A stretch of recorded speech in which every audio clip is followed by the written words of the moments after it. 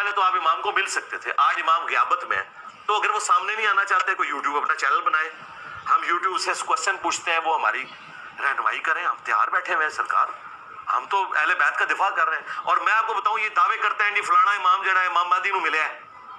جی سرکار امام مہدی اگر دنیا موجود نے, اگر انہوں نے کسی کو ملنا ہے نا, تو سب تو سوٹیبل بندہ میں ہے.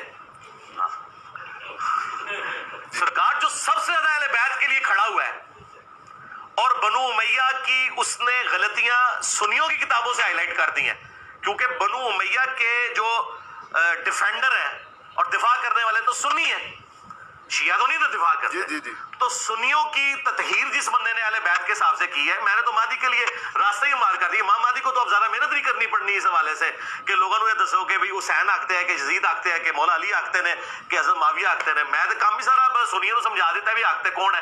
تو امام مہدی دا ادھا کام اس حوالے نال